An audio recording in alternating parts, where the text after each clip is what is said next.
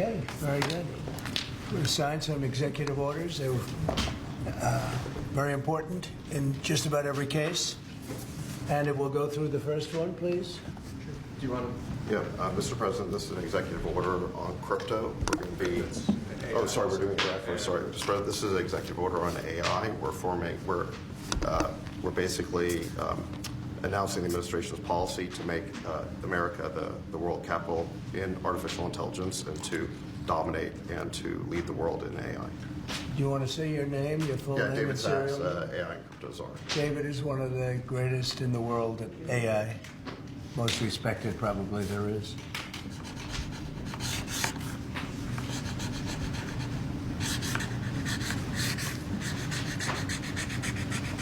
So that should take us to the forefront, right? Absolutely. We got to win. Okay. Thank you. And this, David, is? Yeah, this is the crypto EO. We're going to be forming an internal working group to make America the world capital in crypto under your leadership. Which is really going up, right? Absolutely.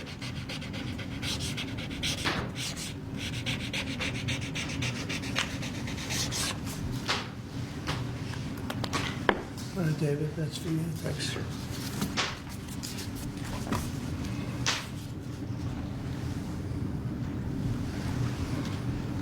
You find them exciting? They might not be exciting, but they're going to make a lot of money for the country. Thank you, sir. And so is David. You have to check him out. There's nobody like this guy. They said, "How did you get David Sachs? How did you do that?"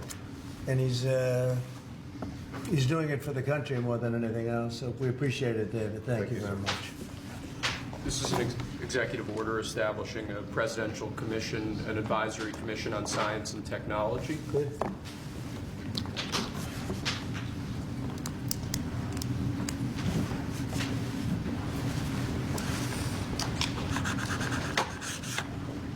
You want to explain that a little bit? The basic idea is to get together top people from government, the private sector, technology industry, as well as educational institutions, to make sure that America maintains its leadership position with respect to science and technology development in the years ahead. Good. That's great. Next, sir, we have a presidential memorandum encouraging departments and agencies in your government, including the Department of the Interior, to promote federal recognition of the Lumbee tribe of North Carolina. I love the Lumbee tribe. So this is their first big step, right? This would be a huge step for them, sir. Yeah, they were with me all the way. They were great. North Carolina, Lumbee tribe.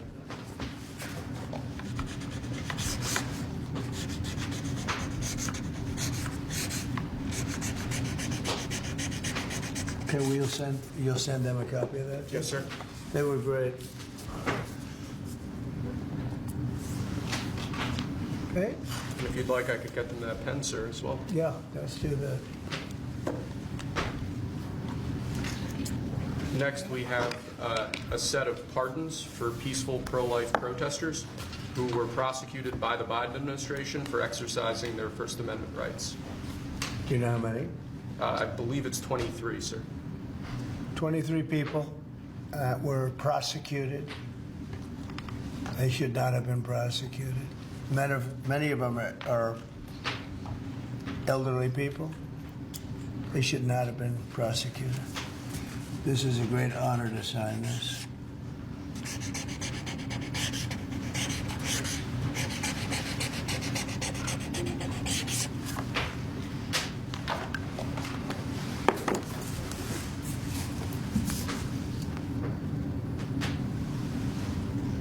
They'll be very happy. So they're all in prison now. Some are out of custody. It's ridiculous. Okay? Lastly, sir, we have an executive order ordering the declassification of files relating to the assassinations of President John F. Kennedy, Senator Robert F. Kennedy, and the Reverend Dr. Martin Luther King Jr. That's a big one, huh? A lot of people are waiting for this for years, for decades.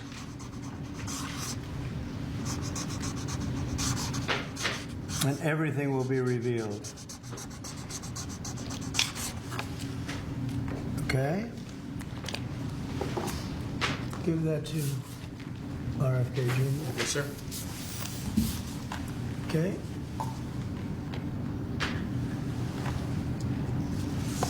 Okay, thank you very Mr. much. President, a U.S. judge temporarily blocks the birthright citizenship order. Do you have any reaction? No, obviously we'll appeal it. They put it before a certain judge in Seattle, I guess, right? And there's no surprises with that judge. Mr. President, Senators Collins and Murkowski have now said they will vote against Pete Hegseth. Are you worried about his confirmation and your reaction? And no surprises there. It's too bad. You know, it's the way it is. Too bad. And when would you adjourn Congress to make recess appointments, Mr. President? Well, I'd take a look at that. I'd listen to John Thune. He's doing a fantastic job. We're moving along. The Democrats are trying to delay government, as they always do. They can't help themselves. Even John Ratcliffe, who's very, very strong, very popular, and liked by the Democrats. I guess he gets a lot of Democrat votes. That's taking a long time, and it shouldn't be taking a long time. They're maxing everything out so they can delay everything as much as possible. Does Senator Thune support an effort to use recess appointments if you choose to do that? I'd be willing to use recess appointments. It's up to John, and we'll see. John Thune's a great guy, great senator, knows his stuff inside out and backwards, but I would use recess appointments if he wants to do that. Absolutely. The Democrats are just delaying. They always delay. Mr. President, you spoke with the Saudi Crown Prince yesterday. Who? The Saudi Crown Prince. Yes. How was the call? Great. And they said $600 billion they're going to invest. 600. I'll ask him for $1 trillion. You said you're going to ask for $1 trillion. Will Saudi Arabia be the first foreign country you will visit since they invest in that much? Well, if they do that, I would, yeah. I would be glad to do that. I did it, as you know, 4 years ago. We did $450 billion, meaning the money all goes to American companies, and they purchase jets and they purchase computers and everything else. And we did $450 billion, and I guess we're at 650. And I'll see if I can talk him into it. I don't think it is again. You showed great confidence in Steve Witkoff. Why you said that you doubt that the ceasefire in Gaza will hold since you appraised his Well, no, I think he's great, efforts? but it's a very tricky place. It's very tricky. We'll see. And if something does happen, they will not be happy. Sir, follow up on that one. In terms of Steve Witkoff, are you going to put him in charge of Iran's strategy, and do you want him talking directly with the Iranians? No, but he's certainly somebody I would use. He's done a fantastic job. He's a great negotiator. He's a very good person, a very popular person. Gets along with people. I have great negotiators. They have no personality whatsoever, and then I have some that do. Steve has a wonderful way about him, and people like him, and even in this case, both sides like him. And he was able to make a deal. That deal would have never been made without Steve. The Biden people couldn't make the deal. They were working on it for a year and a half. They couldn't make a deal. We got it done prior to the inauguration. We said it has to be before the inauguration. I mean, the deal should hold, but if it doesn't hold, there'll be a lot of problems. Related to your AI, EO, just hours after you made that big Stargate announcement, Elon Musk tweeted that they don't actually have the money. Is that true? I don't know if they do, but they're putting up the money. The government's not putting up anything. They're putting up money. They're very rich people, so I hope they do. And I mean, Elon doesn't like one of those people, so you're allowed Are to. you worried that AI is going to replace many American jobs? Does that worry you? No. It's going to create tremendous numbers of jobs. It's going to also create a lot of benefits medically for cancer research and other things. It's going to have a huge positive impact. And, we want to be ahead of China. We're right now way ahead of China. David Sachs is one of the all-time experts. That people are amazed that you just met him. I don't know if he's still here. There he is. But one of the most respected people in that world. It's a world. It's a whole different world. And we're ahead of China now because of what I'm doing. And I think it's going to be very successful. Mr. President, please, you just asked the Davos Forum again that NATO countries should spend 5% of GDP on defense. Yeah. The United States don't spend 5%. Well, Do I you think it don't should also think so. apply to the United States? We're protecting them, They're not protecting us, we're protecting them. So I don't think we should be spending, I'm not sure we should be spending anything, but we should certainly be helping them. But they should up their 2% to 5%, yeah. Mr. President, you said earlier during your speech at Davos that you would like to see interest rates come down. How Yeah. much would you like to see them come down? A And lot. will you talk I'd with like to see them come down a lot, and oil prices will come down. And when oil prices come down, everything's going to be cheaper for the American people and actually for the world, but for the American people. So I'd like to see oil prices come down. And when the energy comes down, that's going to knock out a lot of the inflation. That's going to automatically bring the interest rates down. Are you worried that there's too much going on? You said that you would demand. Are you worried that there's too much going on at once if you're trying to bring interest rates down and get the economy back going? It just works that way. I mean, it just economically works that way. When the oil comes down, it'll bring down prices. Then you won't have inflation, and then the interest rates will come down. You said that you would demand that the interest rates come down. Well, I would. Do you expect I the would put Fed- in a strong statement. Do you expect the Fed to listen to you? Yeah, Are you going to talk to Powell about this and bringing the rates down? at the right time, I would. Sir, do you think any of the people you pardoned that were participated in the January 6, 2021 attack, do you plan to meet with any of them or meet with them at the White House? I don't know. I'm sure that they probably would like to. I did them something important, but what they did is they were protesting a crooked election. You know, I mean, people understand that also, and they were treated very badly. Nobody's been treated like that. So I'd be open to it, certainly. I don't know of anything like that, but I think they're going to meet, in some of the congressmen, women, want to meet. But I'd certainly be open to it. Have you spoken to them since you issued the pardons? I haven't spoken to any of them yet, but I know they're very happy. Mr. President, does it? I gave them their life back. Their life was taken away from them unnecessarily and unfairly. I gave them their life back, so I can imagine they probably would like to. Mr. President, what does did you it? mean when you said that Biden took bad advice and not pardoning himself yesterday?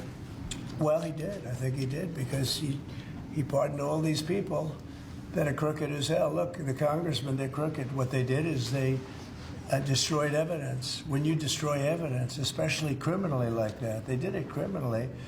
And the reason they destroyed the evidence is because it proved that I was right. They didn't destroy evidence for no reason. They destroyed it because they found many documents saying that I offered 10,000 soldiers. If they had 500 soldiers or National Guard, there would have been no problem. If they had 200, that would have been. I offered 10,000 if they needed them. There would have been no problem. That's been now totally disproven. And it's also been disproven by Nancy Pelosi's daughter, who has her on tape saying it was her fault, that she has full responsibility for this. And they have all that stuff. They destroyed everything. And they go through a year and a half, 2 years of nonsense. They come up with tremendous evidence, and they destroyed evidence. And Schiff knew about it. That's why he's on there. He knew all about the destruction of evidence. A lot of people said he's the one that got him to do it. And he's a crooked guy, totally crooked politician.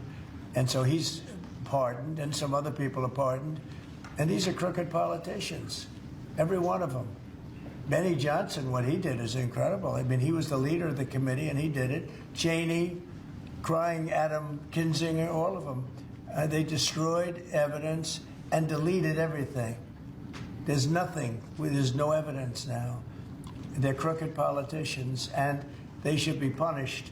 That's even in a civil trial, you go to jail for a thing like that. They destroyed every document, from what I understand, every document, because it proved that I was totally innocent. Do you plan to send up to 10,000 troops to the southern border, sir? Yeah. Oh, southern border? Yes, When the you border. say southern border, when I said 10,000 troops, I was referring to the capital. Oh, I see. And No, when you does got it that? wrong. When I do you was referring to plan? the When do you capital. plan to I do offered that? 10,000 troops for the capital before January 6th. And as for the 1,500 at the southern border, sir, to clarify, what exactly do you want them to be doing right now? Making sure that the border is safe and secure, and that criminals don't come into our country. Mr. President, do you think that sanctions on Russia will force President Putin to negotiate? I don't know, but I think he should make a deal.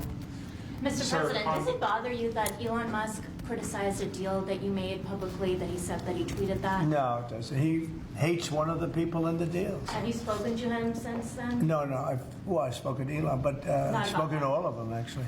No, look, the people in the deal are very, very smart people. But Elon, one of the people he happens to hate, but I have certain hatreds of people too. Sir, You know? sir, on China, what do you think Xi Jinping can do on the Ukraine-Russia war? Which one? The Ukraine-Russia war, what can Xi Jinping do about that? China? Yeah. They have a lot of power over Russia.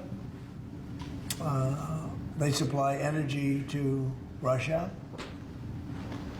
And Russia supplies energy to them. They supply other things to, you know, it's really a very big trade. It's a very big trading partner. But Russia supplies a lot of energy to China. China pays them a lot of money for that. And I think they have a lot of power over Russia. So I think Russia should want to make a deal. Maybe they want to make a deal. I think from what I hear, Putin would like to see me, and we'll meet as soon as we can. I'd meet immediately. Every day we don't meet, soldiers are being killed in a battlefield. And that battlefield is like no battlefield since World War II.